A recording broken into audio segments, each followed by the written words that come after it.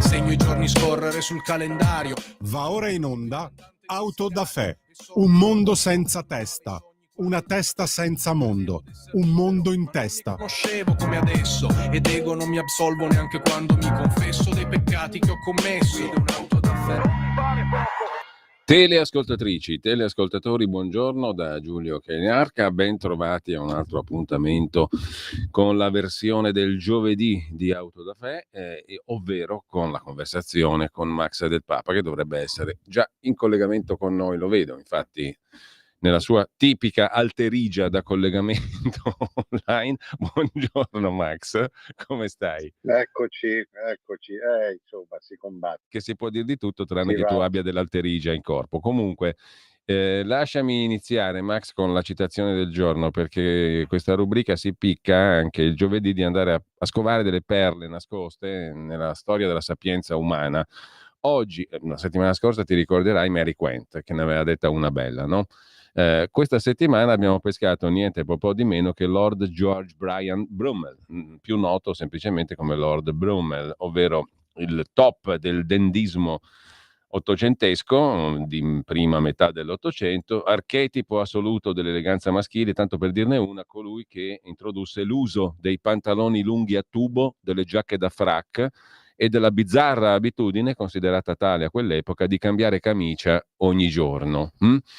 Questo non è una metafora, non sto dicendo che cambiare camicia significa in metafora voltare la gabbana, tutt'altro. Diciamo che Lord Brummel fu uno che teneva anche all'igiene, via le parrucche schifose e portatrici di germi e vai col parrucchiere, tutto sommato, no? Che era meglio mettere a posto i capelli veri che tenersi dei capelli finti. Insomma, è stato un genio, un innovatore sotto molteplici aspetti. Purtroppo finì la sua vita malato di sifilide e internato nell'ospedale delle figlie del buon Salvatore di Caen, dove morì in totale povertà nel 1840. Non aveva tantissimi anni, ma comunque una sessantina se li è passati anche lui. In ogni caso, Lord Brummel ebbe a dire, perché non è che sono tanto dei cicisbei, quelli che badano al parrucchiere, all'eleganza, ai pantaloni a tubo, a cambiare la camicia ogni giorno. Non sono semplicemente cicisbei, ma anche persone in grado di riflettere, perché in una sua lettera a Giorgio IV di Hannover, che poi entrerà in dissidio con lui, re d'Inghilterra, in merito all'eredità di Eraclito nella cultura inglese, ebbe a scrivere a suo tempo, nel 1815, che noi ricordiamo per tutt'altri motivi, cioè per il congresso di Vienna, se non mi ricordo male, no? Era quell'epoca lì. Comunque non c'entra nulla con Eraclito, né il congresso di Vienna, né tutto il resto. Comunque Lord Brummel ebbe a scrivere al re d'Inghilterra nel 1815: caro amico, e già qua notiamo una certa confidenza, seppur riuscirai a fare a meno di tutti, scoprirai che anche l'uno, con la U maiuscola, eracliteamente, anche l'uno solo è di troppo. Che non mi sembra male come citazione, no? Cosa dici, Max? Va benissimo anche oggi. È un po' il dramma, è la tragedia degli uomini, cioè noi abbiamo bisogno degli altri pur non sopportandoli. Non sopportiamo gli altri, ma ne abbiamo bisogno perché Ma quindi diciamo vivere da soli è l'inferno. Aristotelicamente l'uomo è un animale sociale? Ma io non so se sia un animale sociale perché so che vivere da soli, isolati, è l'inferno. Quindi non ti senti vivo se non sei in mezzo ai vivi. Poi dopo, naturalmente, più sei critico con quello che succede e meno li sopporti questi vivi. Però non puoi farne a meno. Penso questo, insomma, in fondo il cristianesimo ci dice la stessa cosa. E se anche Ama il riuscirai prossimo tuo come te stesso. se anche riuscirai a farne a meno, poi scopri che pure l'uno solo è di troppo. E questa è, diciamo, una forma di nichilismo post-eracliteo assoluta, totale. Però cioè, ci serve anche come un contrappunto, no? Se uno riflette su questo, trova anche magari qualche spunto per la socialità. Io non voglio farla difficile perché non so neanche cosa sto dicendo, a dire la verità, no? Perché quando ci si addentra nelle circonvoluzioni del pensiero, poi si esce apparentemente arricchiti, ma secondo me ne esci più cretino di prima. Questa è la mia vaga sensazione. Comunque, al di là di questo, Sì, anche questo. noi ci teniamo buono Lord Brummel perché ci piace, semplicemente perché ci piace. Max, fammi dire un paio di cose ancora, perché tu hai scritto 2 pezzi formidabili che possono trovare anche i nostri ascoltatori sul tuo blog, il faro di Max del Papa.altervista.org. Hai scritto 2 Mm. pezzi formidabili. Prima di entrare però nel merito, perché sono pezzi formidabili, perché ci dicono, come al solito, qualcosa di quel che ci sta intorno, no? A proposito di Lord Brummel, degli altri, dell'uno solo e compagnia bella. Ci dicono qualcosa della società e anche della cultura in senso lato e dell'informazione che ci circonda. Però questi 2 pezzi che tu hai scritto, ho la vaga sensazione, prima fammi capire questo, che non ti abbiano portato molti amici, o sbaglio? E magari se ci vuoi dire il perché, così cominciamo a entrare nel merito, perché hai scritto una lettera aperta e poi un pezzo intitolato Dare i numeri, che io vorrei un pochino commentare con te, perché ripeto, non è una questione individuale quella che tu poni, è una questione collettiva e in quanto tale riguarda un po' tutti, anche quelli che ci stanno seguendo, che peraltro possono cominciare a scrivere e mandare i loro messaggi al numero di WhatsApp 340 6709 659. Tra un tot di minuti apriremo anche le linee, ma se volete marcarvi giù intanto il numero per intervenire in diretta è 02 92 94 7222. Lo ripeto, 02 92 94 7222. Insomma, quanti amici ti sei fatto nuovi, belli, freschi, simpatici, dinamici, creativi e costruttivi con questi 2 ultimi articoli sul tuo blog, la lettera aperta e dare i numeri? Ma non riconto, ma penso che siano molto pochi. Praticamente mi gioco tutta la stima e l'ammirazione che mi erano venute dal fatto semplicemente di essere malato, perché funziona così. La compassione, quando c'è, diventa amicizia da social, poi però se tu esprimi un'opinione, quale che sia, che non va in scia, e allora ti dicono no, mi hai deluso, mi sono sbagliato, devi morire. Questo mi ha indotto a scrivere queste cose, perché io non credo, non so, si dice sempre no, ma la gente è andata indietro, è retrocessa rispetto a 50 anni fa, 100 anni fa. No, io non so questo, io non credo. Credo che la gente né migliora né peggiora, la gente rimane quella che è, la gente vuol dire anche me, per carità. Però insomma, siamo ancora figli del Neanderthal, della scimmia assassina, cioè noi ci illudiamo tanto di ragionare col ragionamento, invece ragioniamo con gli istinti, con quello che ci capita in quel momento. Io a questo punto sì, anche uno è di troppo, io sia per mie vicende personali, sia per prendere atto di quello che faccio, del rapporto che ho con chi mi segue, tendo a escludermi sempre di più, e quindi lo scrivo, perché siccome mi sottraggo a certe logiche da stadio, da tifo, specialmente quando di mezzo c'è una guerra, ci sono i morti, ci sono le tragedie, e allora quelli che sono sempre pronti a vedere la censura dappertutto, la censura sui social, la censura per la pandemia, la censura perché non ci fanno dire, non ci fanno denunciare, eccetera. Bravo, vai avanti. Nel momento in cui io esprimo un'opinione, operano la stessa censura sui social. Non vogliono che tu parli, non vogliono che tu rifletti, non vogliono che Allora, tu venga ecco, interpellato. ti fermo un attimo solo. Intanto perché essendo un po' noi anarcoidi c'è una prima telefonata, quindi facciamo pure che chi vuole telefonare telefoni quando vuole, le linee sono sempre aperte, 02 92 94 7222. La prima telefonata è già in attesa, quindi la sentiamo. Ma poi vorrei tornare proprio qui perché punto di partenza del tuo articolo, il penultimo, quella lettera aperta che hai pubblicato sul tuo blog, parte proprio da lì, no? Cioè da uno strano concetto di censura, come dire che se tu hai scritto determinate cose in passato, allora adesso devi. C'è un sillogismo che fa schifo, che è obbrobrioso, Sì. che però, insomma, ne parliamo tra pochissimo. Intanto sentiamo chi è in linea. Pronto? Pronto, buona Buongiorno. mattinata e buon lavoro a voi. Sono Mimmo e chiamo da Napoli e vi seguo tutte le mattine quando posso. Volevo sottolineare, ma questo intanto l'invito a scrivere sempre quello che uno pensa, e ci mancherebbe estranearsi, mai estranearsi. Lo dico perché il dopo referendum porta per dire quanto noi siamo, ma anche non volendo, diventando razzisti mediatici. Che cos'è il razzismo mediatico? Il dopo referendum ci ha portato 3 piccoli episodi che succede a Villa Pamphili ed è un cittadino americano, bello, biondo, e mamma e figlie trucidati. Succede al Carabinieri in Puglia e sono 2 pregiudicati pugliesi. Sono notizie importanti, il capo dello Stato va pure a funerale.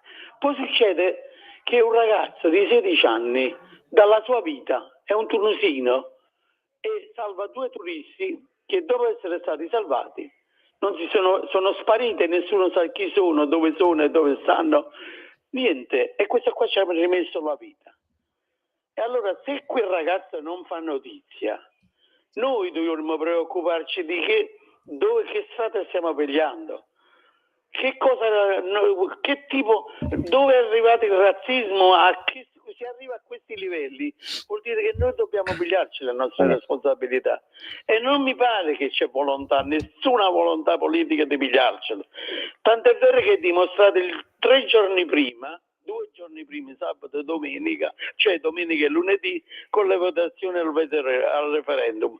Io vado a votare, voto no contro la cittadinanza e mi sposto da casa, e seppure non andavo valeva anche il no, nel senso che non raggiungevo il numero. No, io vado e dico no.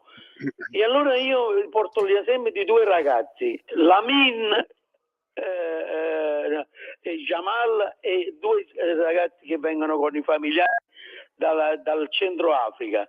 Arrivano, si trovano la Spagna e l'Italia di fronte. Dove andiamo? Se ne vanno in Spagna. Noi qui ci stiamo rabattando per fare... Io francamente ho fatto fatica a comprendere tutto quanto messo insieme. Il risottone napoletano che ci è stato appena servito fumante. Non lo so, non ho capito bene cosa voleva dire, a parte il fatto che siamo tutti razzisti perché non abbiamo esaltato il salvataggio di 2 turisti da parte di un tunisino. Forse ho capito solo quello. Comunque c'è un'altra telefonata. Pronto? Pronto? Pronto, buongiorno. Buongiorno, sono Luciano da Pistoia, non da Pistola, Pistoia. Pistoia. Sì. Volevo ringraziarvi per la vostra compagnia che mi fate quando sono in giro nel bosco a cercare funghi. Bello, l'hai trovati? Dite cose molto interessanti. L'hai Sì, trovati? Qualcuno ho trovato. Sì, qualcuno sì. E volevo ringraziarvi e fare gli auguri a tutte e 2. Grazie. Grazie di tutto. Questa è una bellissima Grazie. telefonata, proprio semplice, bella, pulita, come un bel fiore bianco. Max, te ci hai capito qualcosa del risotto napoletano? Beh, mi sembra di aver capito che questo signore voleva dire che, pur essendo contrario alle cittadinanze facili, si rammaricava perché un gesto di eroismo era stato Tralasciato, taciuto, era trascurato. stato snobbato. Allora, io penso che lì è vero, cioè l'informazione ha anche il dovere. A me, se non concesso, io non lo so poi perché se è stato veramente così oscurato, o si voleva, questo signore voleva che fosse oscurato. A me, se ne è parlato di questo ragazzo. È logico che poi, quando ci sono dei fatti di sangue, la cronaca funziona così. Allora, se posso provare a fare una sintesi, sì, diamo il rilievo giusto anche a un ragazzo tunisino ha salvato 2 persone, è un gesto magnifico, un gesto eroico, va sottolineato, però pur di non farne poi una prosopopea, perché allora avete visto tutti dentro, perché sono tutti eroi, eccetera. Sì, il fatto in sé va sottolineato, però senza poi doverne trarre chissà quali costruzioni. Basta, tutto lì, insomma, va sottolineato, però vanno sottolineate anche le cose che poi che non tutti sono come questo ragazzo. Per cui, ecco, penso di aver capito questo. Va bene, ha fatto bene a rammaricarsi, però io non credo che questo poi sia razzismo mediatico. Il fatto che un atto di eroismo di un ragazzo tunisino sia passato più o meno in secondo piano non credo che serva, perché Noi sappiamo perfettamente che le nostre varie carte di giornalisti, eccetera, perfino ci obbligano a tacere la nazionalità dei criminali quando sono stranieri, mentre su quelli italiani è la prima cosa che si dice. Io credo che nel panorama dell'informazione a tutto siamo di fronte, meno che al razzismo mediatico, casomai il contrario, c'è un accanimento spesso solo sugli italiani. Allora, e c'è un'omertà che è un po' come quella di Londra. Hanno per 30 anni taciuto che delle bande di pakistani facevano i magnacci su delle bambine inglesi per non essere razzisti, per non essere anti-woke. Questa è la realtà.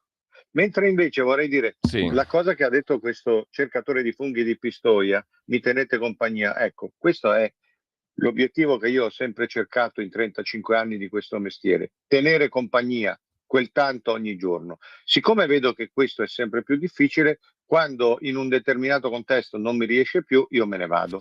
Ecco il senso di quell'articolo. Ci sono 2 telefonate, però poi ci fermiamo un attimo perché vorrei proprio tornare su quei 2 articoli che ho Sì. citato prima, no? Allora, sentiamo le 2 chiamate intanto. Pronto?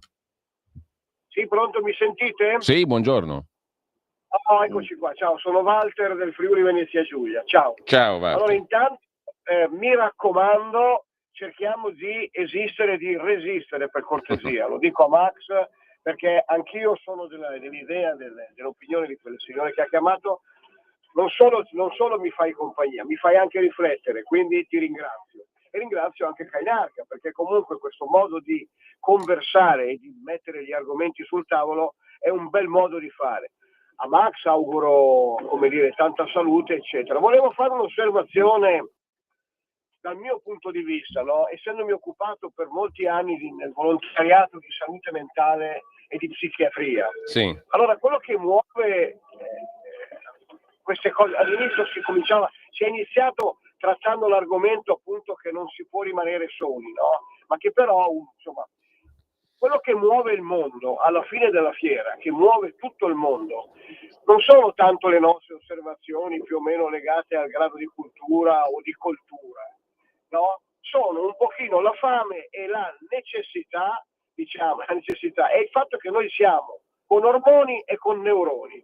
Questa roba qua, queste cose qua devono per forza incontrarsi, non se ne può fare a meno. Ecco perché le persone poi alla fine si comportano come si comportano. È una necessità biologica e non c'è niente da fare. Da questa necessità non si scappa.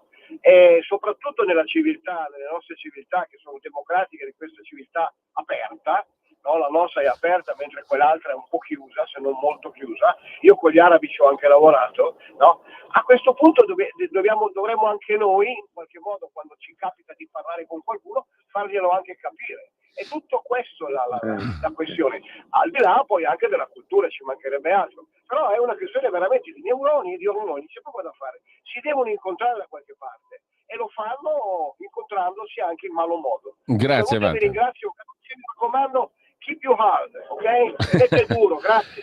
Grazie Walter, riflettere, bello. C'è un'altra telefonata, pronto? Buongiorno.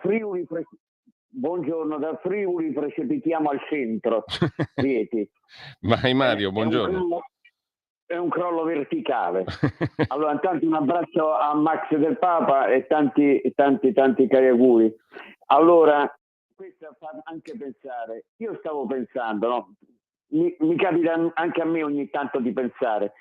Allora, io ho una veneranda età, 67 anni, che è l'età, diciamo, di quelli che vanno ai giardinetti a portare a spasso il volpino, no? Allora, io pensavo che in TV oggi c'è troppa politica, troppi talk show e cose varie. Io rimpiango la RAI, quella del bianco e nero. Nei primi 20 anni della sua vita la RAI è stata promotrice di cultura, ha imparato a leggere e scrivere questo paese. Voi non ve lo ricordate, siete giovani, il maestro Manzi, no? E poi sono cresciuto con i grandi romanzi, siccome c'erano solo 2 canali, in prima serata visti da 10-15 milioni di persone, cioè i grandi romanzi, veniva data La cittadella di Cronin, David Copperfield di Dickens, I fratelli Karamazov di Dostoevsky, cioè ha avuto una funzione culturale. Poi c'è stata la riforma della RAI, bisognava dare un osso anche al Partito Comunista, nel 76 c'è stato il crollo proprio verticale della RAI, il trionfo di tette e culi con Mediaset e tutto quanto. Cioè, ormai c'è troppa politica. La politica veniva praticamente fatta solo dalle mitiche tribune politiche di Jader Jacobelli, di Ugo Zatterin, e poi non se ne parlava. E poi c'era, sui giornali, c'era il pastone politico, o a sinistra o a destra della testata. Oggi basta, non se ne parlava. Oggi 2 o 3 pagine parlate di politica. Si dà il caso che allora non si parlava tanto di politica e andava a votare l'80-90% della popolazione. Oggi si parla così tanto di politica in maniera volgare, dandosi sulla voce, litigando, che ci va meno del 50%. Grazie anche a Mario. Allora, se vuoi dire qualcosa sui diversi temi messi in fila dalle 2 telefonate, poi torniamo sui tuoi articoli, Max. Ma sai, sì, la RAI, sono tempi così incomparabili. La RAI poteva promuovere politica all'uscita dalla guerra, ma così, 8 anni dopo la fine della guerra, perché era un terreno vergine. C'era ancora larghissime zone di analfabetismo. Quindi gli dai i fratelli Karamazov, la gente si guarda quelli. C'è un canale, c'è il bianco e nero, la gente non sa ancora scrivere, non sa parlare. È chiaro che poi quando tu soddisfi quei bisogni primari il livello cambia. Oggi gli dai quelle cose lì, un emittente chiude subito, pubblico o privata che sia. Poi che ci sia tanta volgarità, che ci sia un eccesso di talk show, che non sono politica in sé, sono un chiacchierio, sono chiacchierare intorno alla politica, è vero. Però sai, qui c'è anche un discorso da fare. Le televisioni si fanno una concorrenza che poi in realtà è tutta sullo stesso, cioè fanno concorrenza facendo le stesse cose, nessuno osa fare una cosa diversa per paura di perdere pubblicità. La politica è pubblicità e determina anche i palinsesti. Questo succede sulla RAI, succede a maggior ragione su Mediaset, che sta riconvertendo completamente. Mediaset e Forza Italia sono un'articolazione sola. Mediaset, quindi gli eredi di Berlusconi, sta riconvertendo completamente il senso di una proposta bene o male politica. Cioè, diciamo la verità, loro stanno sempre più approfondendo una futura alleanza col PD per far fuori la Meloni e Salvini, questa è la verità. E quindi il discorso poi si allarga, ma lo lasciamo lì. Cioè, c'è anche un senso di emulazione, di concorrenza a livello mondiale. Se nel mondo occidentale va tutto così, noi facciamo così. Non dico che sia bello, non mi piace, io non la guardo assolutamente mai la televisione, però mi rendo conto delle dinamiche.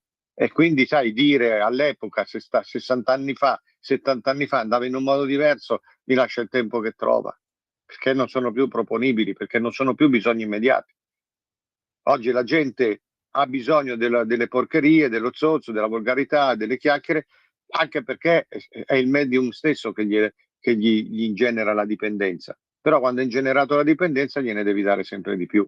Solo che tornare a fare l'opera ai fratelli Karamazov, hanno fatto i canali dedicati per quello, non ci va nessuno. Uno volendo se lo trova. La novella di Verga o i bei concerti anche su Radio 3 fanno dei stupendi concerti. A parte che poi su Radio 3 si sentono delle cose tipo l'eroica, l'ho sentito ieri sera, l'eroica liberazione dell'Iran dall'imperialismo americano, cioè roba che sembra di essere ancora a 50 anni fa. Però da un punto di vista culturale fanno delle belle pagine, ma non le segue nessuno. E allora siamo sempre lì. Te la ricordi questa a proposito della bella RAI di un tempo? La settimana Incom, 31 maggio 1956. Ti ricordi questa trasmissione? Vediamo di mandarne un pezzettino, già che Mario ci ha aperto sto canale. Un'autentica vocazione quella di Angelo Lombardi, la dimestichezza con le bestie. Per questo convinto zoofilo è un giochetto da bambini convincere perniciosissimi rettili ad elargire il loro veleno che la scienza medica utilizza a salutari scopi terapeutici. Il popolare amico degli animali ha messo su un piccolo ma ben fornito zoo privato nei dintorni di Roma. Un falco giocoliere fa le veci del portiere. In confortevoli gallerie di vetro, rari esemplari della fauna esotica attendono il loro turno ai divi della televisione. Sugli animali feroci. Beh, animali feroci non esistono. Esistono animali deboli e animali forti. E fra questi, quelli che hanno mangiato e quelli che devono mangiare. Un consiglio personale, si guardi da questi ultimi. Questo qui è nello spirito di Bello, Walter. però. È nello Sì, spirito di bello, Walter. però vedi, Sì, vedi, tra è l'altro, bello, tra però l'altro anche lì. so se ti ricordi che alle spalle di Lombardi c'era il mitico Andalù, il servo, tra virgolette, eritreo, al quale il Lombardi a un certo figurati. punto diceva: Andalù, porta l'animale. No? Te lo ricordi? Come no? Sì, vedi, cioè comunque è una televisione paternalistica. Sembra una Nel roba senso che venuta sì, ti fuori do delle direttamente cose. da... Cioè, è l'impostazione ancora della settimana Incom del Duce, del fascismo. Sì, sì, c'è quel paternalismo lì, no? Il popolo, plebe, tu non vedi niente, non hai niente. Non era vero, perché si apriva già alla modernità consumistica, però insomma ti faccio vedere il mondo, ti faccio vedere quello che non vedrai mai, ti do anche un'educazione, così in un tono forbito, ma che nascondeva, velava neanche tanto un senso di compatimento. Oggi il compatimento c'è ancora, il paternalismo c'è ancora, si chiama woke, si chiama vi rinchiudo tutti per il vostro bene, dovete fare quello che dice l'Europa, per carità. Però i codici sono diversi, i codici oggi sono molto più ruffiani, perché ti dicono, non è ti faccio più vedere quello che tu vedi benissimo, però ti do una sorta di, siamo tutti zozzi, siamo tutti esagerati, alla fine ci perdoniamo tutti, perché tra divide la televisione e te non c'è poi tutta questa differenza, siamo tutti nella palude. Allora, È un Max, paternalismo anche quello, volendo. con mia somma meraviglia ho scoperto che siamo già alle 10:31, quindi dobbiamo sbrigarci a tornare ai tuoi articoli dopo la piccola pausa con il mitico Acerbis. Stai ascoltando Radio Libertà, la tua voce libera, senza filtri né censura. La tua radio. Lo amiamo perché ci offre sempre le cose più buone e naturali. Linea Alberto Acerbis. Eccoci qua, cari amiche e cari amici di Radio Libertà. Oh, l'estate è arrivata, sembra che ci siamo, sembra che qualcosa stia cambiando, un pochettino di sole fa bene alla salute, fa bene allo spirito, fa bene a tante cose. Però in questo periodo, cari amici di Radio Libertà, cosa succede? Ma dai la bruschettina, ma dai la patatina, ma dai quello lì, ma dai quello là, e chi soffre di problemi gastroesofagei, quindi penso al bruciore di stomaco, al reflusso, alla pancia gonfia, alla cattiva digestione, all'amaro in bocca. Queste qua sono stagioni un po' particolari, perché lo faccio io, lo farete anche voi, si mangia un pochettino di più, si assaggia un pochettino di più. Allora vi consiglio una cosa, però potete chiedere informazioni qui chiamando 030 68 40 408, anche perché è una produzione limitata, è un prodotto naturale gastro-free. Il nostro integratore alla bava di lumaca gastro-free per tutti quelli che hanno iperacidità, bruciore di stomaco, cattiva digestione, reflusso gastroesofageo.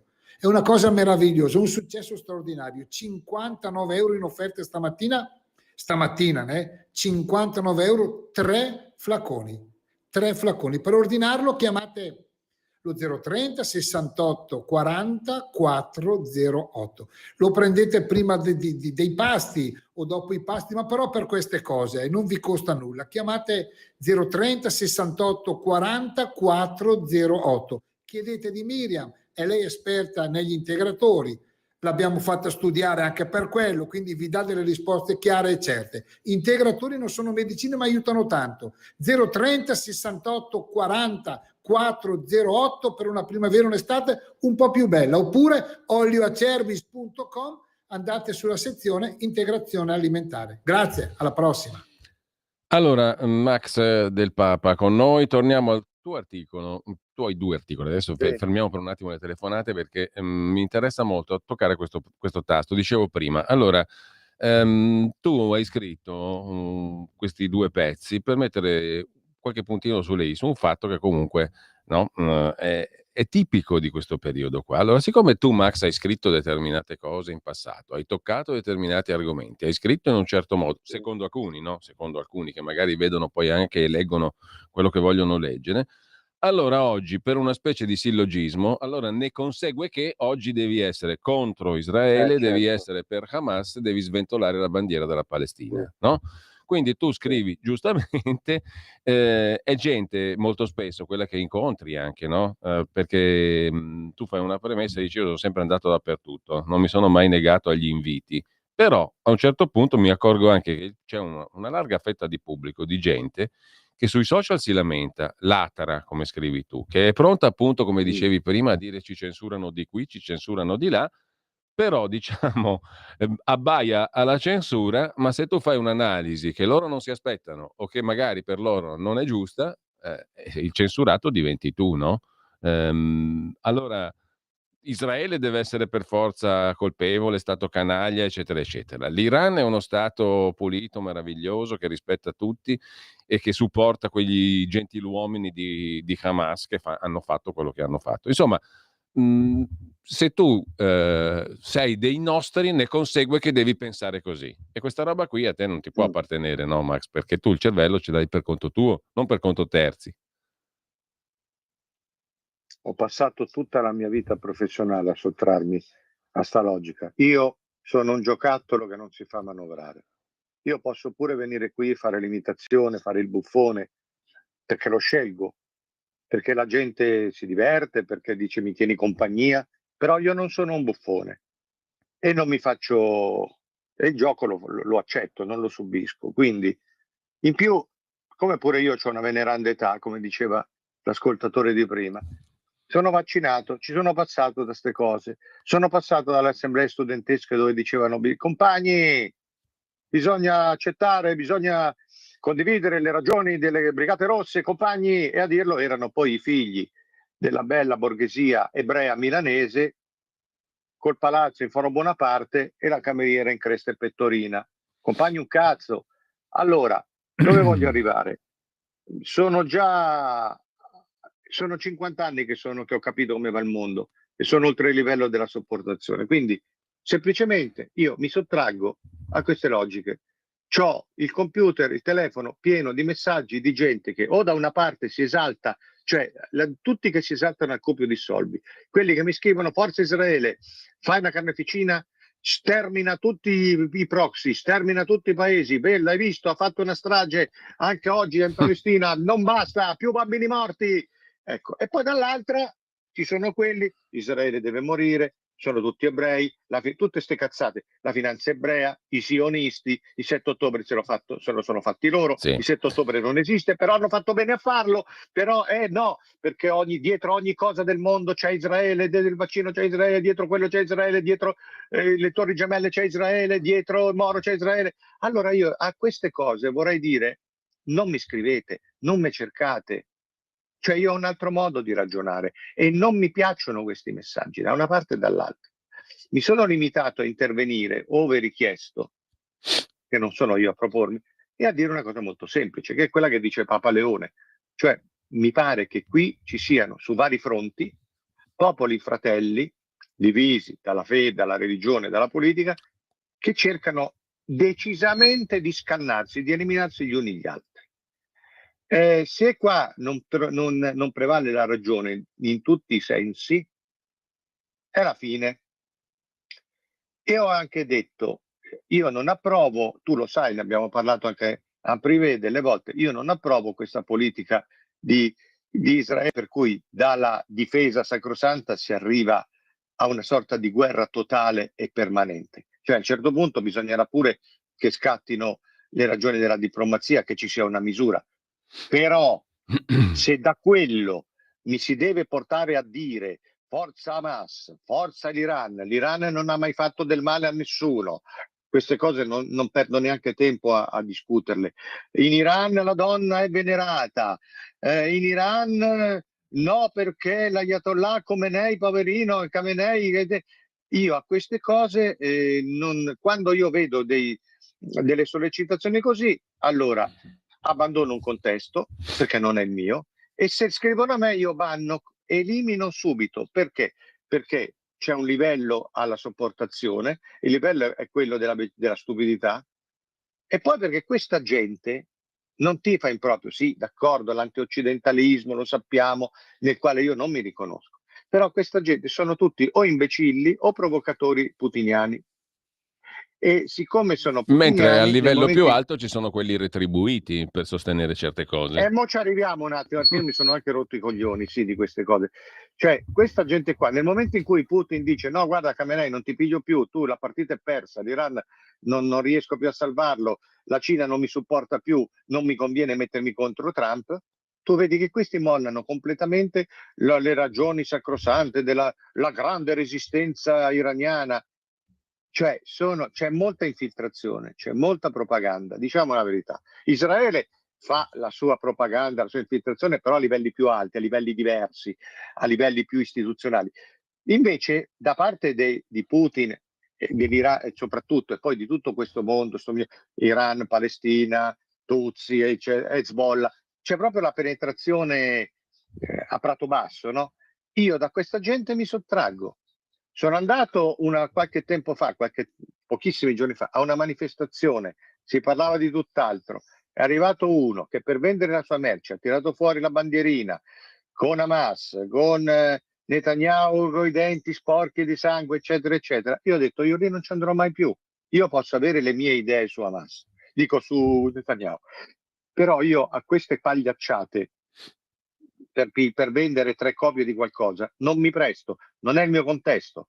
Voglio dire, sono sceso in strada, c'era una ragazzina tutta bella, sofisticata, le unghie laccate, la pettorina sexy, fumava sigarette elettroniche delicatamente, aveva la borsetta trendy di tela con scritto non è una guerra, it's a genocide, è un genocidio. Ecco, se la protesta o l'indignazione o quello che vuoi deve diventare un veicolo commerciale pubblicitario, io non mi ci riconosco. La mia preoccupazione è questa. Dopo, quando io vedo la gente che mi cita il professor Zoc, ma chi cazzo è sto professor Zoc? Professore, filosofo, grande intellettuale. Sì, può essere un grande intellettuale, ma io me lo sbatto sui coglioni. Uno che ha il coraggio di scrivere Israele è l'unico stato canaglia, l'Iran sta offrendo una reazione possente e alla fine trionferà. Quell'altro Orsini, Orsini se lo può tenere giusto Travaglio, perché Travaglio è il re dell'ambiguità. Travaglio va e fa questa analisi e sembra Israele, tutti dicono Travaglio non guarda in faccia a nessuno, non è vero. Travaglio è un opportunista, perché quando tu ti tieni della gente come Orsini, come altri, fai una scelta di campo. E questo Orsini che continua a dire Putin ha già vinto, ma Hamas ha già vinto. E se uno gli dice guarda che stai dicendo cazzate, figlia di isteria, io da sta gente non c'ho niente a che fare. Né alle presentazioni per cui c'è un documentario che a me pare pure sacrosanto, che se la piglia con i lockdown, le chiusure di 3 anni fa, eccetera. Però prima arriva uno, non si sa che titolo, e dice adesso tutti in piedi, standing ovation per Julian Assange, e tutti si alzano. E adesso un grande applauso a Vladimir Putin. Allora mi sono alzato anch'io, ma per andarmene però. Non so se ho reso l'idea. Molto bene. Io non mi faccio manovrare. Io posso essere critico sulla politica di Israele, ma non mi dovete prima mettere in bocca allora devi essere a favore di Hamas. No? E qui è inutile che stiamo a fare tutto il discorso sul perché, sulle differenze tra Israele e Hamas o l'Iran che ci sono, perché se uno non le vuole vedere è inutile parlarci. E poi però io non voglio neppure essere stravolto del mio pensiero, cioè a dire però vabbè, tu sarai anche critico, però non sei abbastanza dell'altra parte. Non ne sopporto queste cose, a 61 anni rivendico la piena libertà di mandare a fanculo chiunque. Io non sono come quella caricatura di filosofo che piglia 3.000 euro da qualche amica in fregola per andare a cianciare mezz'ora a una cena del Rotary. Non mi vendo così. E per andare a dire che cosa? Per andare a dire Israele vergogna la grande resistenza di chi? Di Hamas, dell'Iran e naturalmente di Putin che è il nostro grande eroe. Ecco, Ma tra vergognare, come dicono a Roma. l'altro, non ti posso nominare, ma hai capito chi sei. Beh sì, l'ho capito anch'io. Comunque, al di là di me ne questo, assumo la responsabilità, come dice Nino Frassi. sì, appunto. Tra l'altro, nell'altro pezzo che citavo prima, è l'ultimo che hai scritto sul tuo blog, Il Faro di Max del Papa, Dare i numeri, no? A conclusione di questo ragionamento tu arrivi a un punto secondo me molto, molto interessante, no? Perché alla fine questo aggallare, questo venire a galla, diciamo, di queste pulsioni fomentate dai personaggi interessati, ricorda molto quello che è sempre accaduto, no? Cioè le propagande dell'estrema destra, dell'estrema sinistra, sì, il certo. Mussolini socialfascista, i comunisti filosovietici, i terroristi neri, quelli rossi, viva i colonnelli in Sì, che alla Grecia, fine o si viva univano, Castro, viva la Cina, viva l'Unione Sovietica, la ma che alla Cambogia. fine si univano. Le Appunto, estreme si uniscono sempre appunto, nel segno è il dell'antioccidentalismo. minimo comune denominatore, tu scrivi, è il famoso odio verso l'Occidente, che poi non è semplicemente certo. odio verso l'Occidente, ma verso quella cosa che è la democrazia, che tutti la blaterano, tutti ne blaterano, ma poi la odiano, chissà per quale motivo. Ma sì, Perché in realtà sotto un perché regime... gli consente di dire le loro cazzate Sì, qua. ma poi sotto un regime tu hai più probabilità, diciamo, di essere valorizzato, no? Qualsiasi sia il regime che tu propagandi, perché lo sappiamo che i servi sono favoriti rispetto alle persone libere. E cosa c'è di più bello che essere servi in un regime vero? No, finto, come quello la democrazia sì. fa schifo, perché tu devi, se la democrazia fosse piena, fa vera, schifo qua. reale, tu dovresti valere per quello che vali, non per la servitù che fai, Mm. giusto? È corretto? Lo so, No? io a sto discorso ci ho anche messo una pietra sopra, tanto l'ho sempre vista sta cosa, sta dinamica in 35 Però anni. tutta quella bella Però, roba insomma, là, destra, sinistra, estrema, eccetera, oggi arriva a dire che stupidaggini come questa, no? La lotta palestinese è lotta femminista e lotta ecologista. Tu lo citi, ma questo qui è un capolavoro sto di cazzo. follia, no? È un capolavoro di Ma follia. sì, allora questi sono quelle teste di cazzo dei gay pride, dei cosi che loro uniscono l'attacco all'Occidente nel segno del woke, del gay pride, che sono quelli dell'aborto, sono quelli cioè tutto quello che deve essere distrutto l'Occidente. E allora dicono, a questo punto io mi alleo anche con Hamas in una sorta in una chiave di antioccidentalismo estremo. Poi come va a finire lo sanno, ma non gli interessa. Però dall'altra parte ci sono pure quelli, ma insomma, Mambro e Fioravanti, che erano dei NAR, poi sono finiti in Nessuno tocchi Caino, quella aberrazione di Pannella e della Bonino, insieme a Sergio D'Elia, che era uno del terrorista rosso che si è preso 24 anni per omicidio. Militavano tutti insieme a favore della Bonino. Mambro e Fioravanti, neofascisti contro il sistema borghese, eccetera, sono finiti a fare le campagne elettorali di Emma Bonino, che è un apostolo dell'abortismo per eccellenza. Beh, tu citi anche Tiziano Terzani, no? Per me è sempre stato un coglione, perché uno che difendeva gli Khmer rossi e poi dopo si è rifugiato nell'ascetismo, stava sulla montagna e tutti, Terzani. No, questa cosa da dire, basta che uno dica che brutto il mondo e tutti, che saggezza, ci vorrebbe più gente come lui. Ma questo fino a ieri difendeva gli Khmer rossi, difendeva Pol Pot. Ma che stiamo a parlare? Allora, io ne ho viste troppa di questa gente qua. Io, ripeto, non sono sdraiato completamente sulla propaganda di Israele. Per me, io ho tutto da discutere. Sì, però certo. se non si ferma questa cosa che dategli gli ostaggi indietro, non è la stessa cosa un paese che vuol vivere, che si è anche accollato molti ritardi e brutture dell'altra parte di Hamas, perché Israele pensava agli ospedali, alla sanità, alla scuola, e Hamas pensava a incassare i soldi della cooperazione internazionale. Dall'altra parte ci sono quelli che dicono per statuto Israele, il popolo ebreo, deve essere estirpato dalla faccia della terra.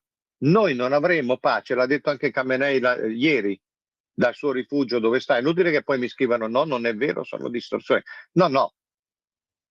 Ancora ieri Khamenei ha detto non deve rimanere un ebreo sulla faccia della terra. Questo lo dice Hezbollah, questo lo dice Hamas, lo sappiamo, questo lo dice l'Iran. Allora, se si dice che è tutto uguale, non è tutto uguale. La differenza della democrazia è quella lì. Che alla fine in Israele ci sono anche quelli che possono contestarlo a questo qua, a Netanyahu. Dall'altra parte no. Io non dimentico che dopo il 7 ottobre c'è qualcosa di molto, molto elementare, no? Cioè, veramente sembra quasi di dover sottolineare delle cose ovvie, ma talmente ovvie che ci si vergogna a doverlo fare. Però tu scrivi giustissimamente, ma come fai tu a dire che in tempi di pandemia ci hanno chiuso il deficit di democrazia, la censura, e poi viva l'Iran, viva la Palestina di Hamas, viva l'Afghanistan. Ma come dove fai? uno non può neanche, ecco, e lì è qualche mia amica che è anche una cara amica, eccetera, però siccome sta nei giri quelli più estremi, Casa Pound, quello e quell'altro, e allora non vede che vaneggia, che la ragione che tante volte usa in maniera splendida, però qui le fa flanella, le fa difetto. Come fai a contestare delle misure autoritarie in Italia e difendere la totale repressione in Iran, in Hamas, a Gaza, dov'è? Perché insomma il nemico del mio nemico è mio amico.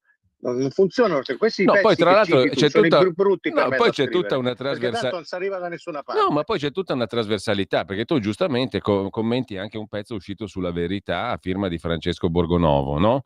Che mette di fianco il fronte dell'Ucraina e il fronte dell'Iran, perché alla fine bisogna difendere la Russia di Putin e condannare Sì, Netanyahu. però no, a me sta cosa non mi sta in piedi, ma come cazzo fai? Cioè a dire allora se Israele non è invasore, allora non è invasore manco Putin.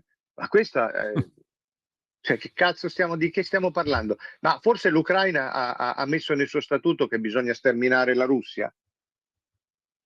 Appunto. Cioè, non ho capito io. Forse l'Ucraina erano 20 anni che bombardava quotidianamente coi missili la Russia? Che se Ma dove stiamo se Israele non avesse avuto la famosa copertura, l'Iron Dome, ti saluto, no? Cioè, di che Quanti stiamo cittadini? parlando? Ma certo, cioè, io non ho mai visto l'Ucraina dire da 20 anni che bisogna sterminare la Russia fino all'ultimo bambino. Non mi risulta, cioè mi sta sui coglioni Zelensky, però non mi risulta che nello statuto costitutivo dell'Ucraina ci sia questo. Eliminare la Russia fino all'ultimo bambino. Ma di che stiamo a parlare? Quindi non...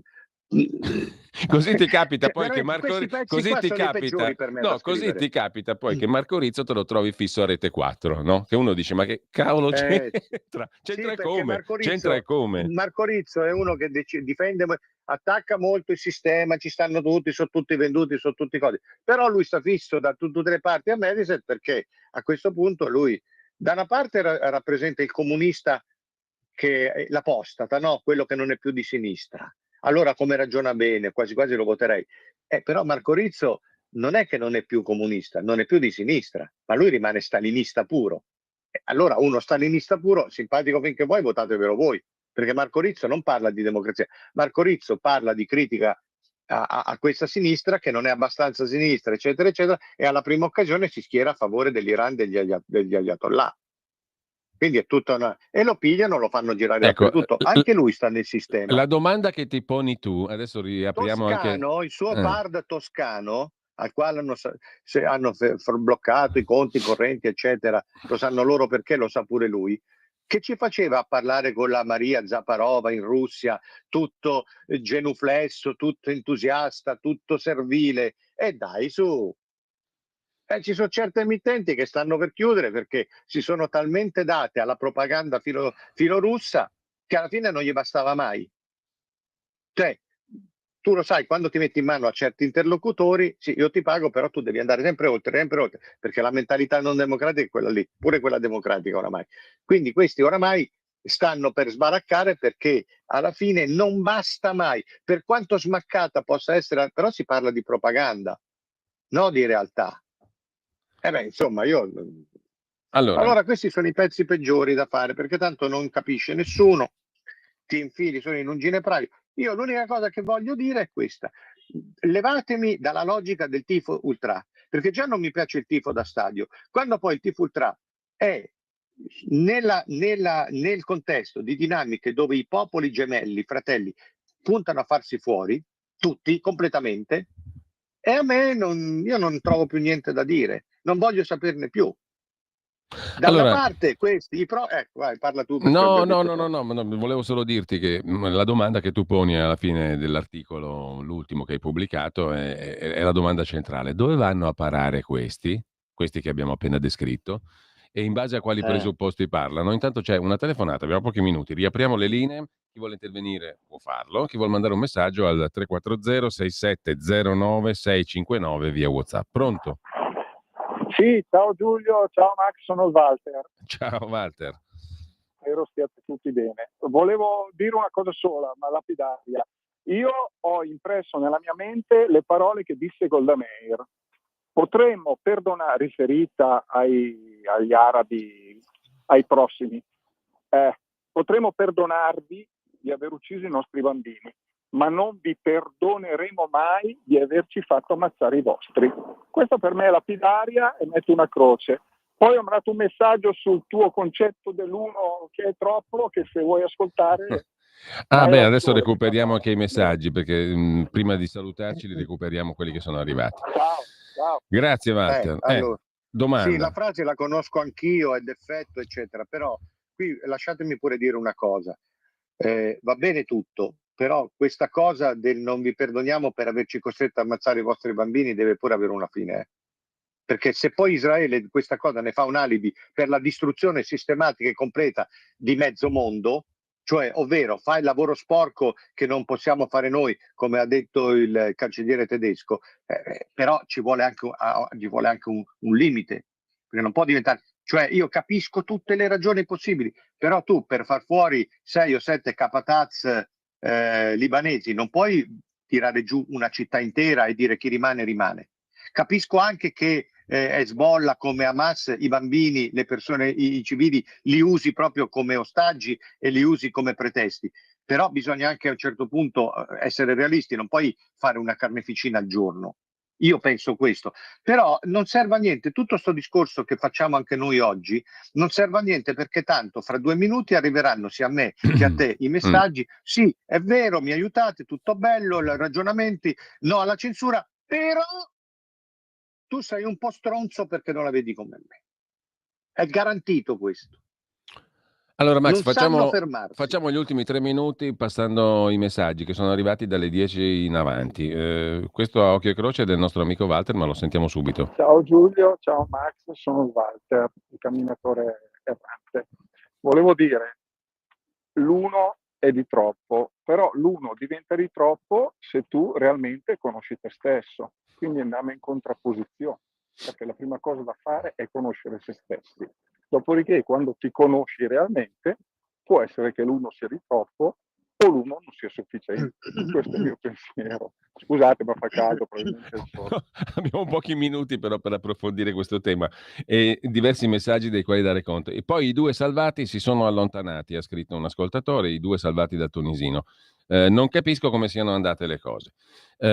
Giovanni, ieri gentilmente lei ha risposto a un mio vocale privatamente e mi chiedeva se vedevo in giro persone in grado di riuscire a farci avere la libertà. Vedo persone che ci provano con stima, scrive Giovanni, in riferimento alla nostra trasmissione di oggi. Qui in Veneto, scrive un altro ascoltatore, le TV, per me facendo bene, hanno rimarcato più volte, lodandolo, il gesto del ragazzo che ha salvato i turisti, dicendo, sebbene minore, il suo nome e perfino mostrando la sua carta d'identità.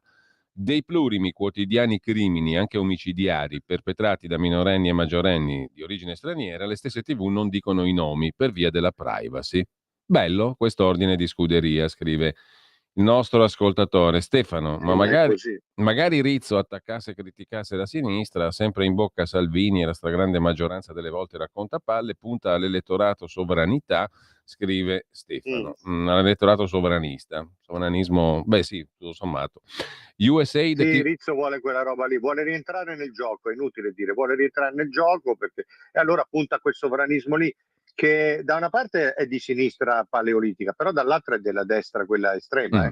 USAID, totale, siamo sempre i nazi comunisti. USAID, chi finanziava e finanzia per indirizzare il pensiero dove? Chi è senza peccato scagli la prima pietra, scrive un altro ascoltatore. E con questo lasciamo i messaggi. Torno brevissimamente all'articolo dal quale abbiamo preso spunto oggi, del quale sostanzialmente abbiamo parlato, ma un'altra contraddizione che te rilevi e che a me sembra una roba che veramente, diciamo, si fa fatica a pensare di avere a che fare con gente equilibrata, minimamente equilibrata, no? Perché tra l'altro poi gente che appunto ha anche rilievo pubblico, svolge magari anche ruoli di comunicazione e via dicendo. Tu come fai a dire siamo invasi dagli stranieri, dai clandestini, eccetera, e poi dire... No, però viva l'Iran, viva il mondo arabo, viva le tiranni di islami che il Pakistan, tutti questi bei regimi qua. Com'è che si mettono insieme queste cose secondo te? Perché tu dici meglio che rimangano là. No, cioè, tu auspichi addirittura che quei regimi là vengano qua. E allora com'è che la mettiamo? E allora, no, perché te l'ho detto, basta. C'è proprio l'odio verso le democrazie come istituto, come regime di scienza politica. Perché? Perché le democrazie per la sinistra comunista erano borghesi, per Mussolini erano demo, giudo, plutocratico, massoniche, e allora questi qua, pure giovani, non hanno un retroterra, loro vanno sempre indietro, vanno là. E allora, che diceva Mussolini? Che diceva Carlo Marx? Che diceva quello, allora noi, le democrazie che schifo. Sì, tu pigli tutto il meglio delle democrazie, poi ci sputi sopra, hai la libertà di sputare sopra la libertà. Voglio dire, non vuol dire non criticarle. Io sono 35 anni che non faccio altro che criticare questo sistema, e quando ci hanno chiusi tutti dentro, sono stato tra i pochi a denunciarlo, e anche lì si sono divisi, ma invece il problema era proprio quello, la mancanza di democrazia. Un Presidente della Repubblica che ti diceva non si invochi la libertà, non si era mai sentita una cosa del genere. Per me quella rimane una frase aberrante. Non serve, però non serve, perché alla fine tutti hanno il loro motivo, il loro vezzo per sputare addosso a questo sistema del quale fanno parte, nel quale vivono, nel quale operano, nel quale si riproducono. Però sai quanto era bello. Prima si diceva sai quanto si stava bene a Cuba. Oggi si dice guarda, forse per me ne andrei in Iran. E io dico vabbè, andate a fanculo.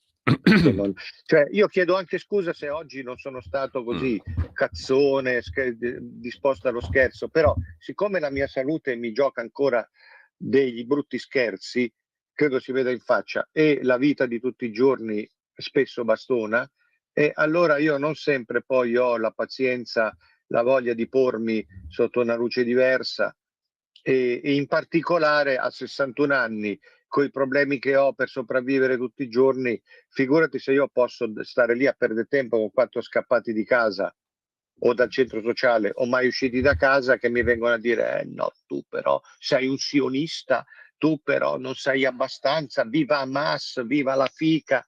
Sì, viva Hamas, viva la fica. Allora, tu sei un sionista, allora questi li mando a fanculo. Cioè, ogni tanto anche noi che facciamo questo mestiere non ci nascondiamo dietro la nostra vita e andiamo anche rispettati per come siamo in quel momento. Se non vi va bene così, noi non siamo giocattoli, andate a giocare con un altro strumento. Mi associo nella sostanza di quello che hai appena detto. Max, dobbiamo salutarci, sono le 11.02. Ti faccio solo una domanda e invito anche chi ci ascolta così a leggersi il pezzo Negroni e Moschetto, razzista perfetto, che ho ospitato sul sito di nicolaporro.it. È uscito adesso. Ma ascolta, è vera sta storia che a Pordenone si è sfiorata la rissa tra un gruppo di indigeni italici o paraitalici che ordinano il Negroni e nuovi italiani non bianchi che insorgono, perché il Negroni è un drink razzista. È vero? Sì. È uscita su alcune testate. Beh, tu dici che se non è vero è comunque più vero del vero. Se non è vera è verissima, insomma, perché comunque siamo lì. Se non è vera è verissima in tutti i suoi aspetti, la protervia, l'arroganza, la stupidità, l'idiozia. Se non è vera è reale. Più vera del vero. Allora, considerando che sono le 11, magari un Negroni ci sta prima di mezzogiorno, poi mi rimbambisco per 2 ore, però insomma forse è meglio stasera, ma stasera mi faccio un Negroni. Grazie a Max del Papa. A te, io non posso più, grazie a voi. Grazie a Max del Papa, grazie a tutti. Buona prosecuzione di ascolto su Radio Libertà. Avete ascoltato Auto da Fè. Stai ascoltando Radio Libertà, la tua voce libera, senza filtri né censura. La tua radio.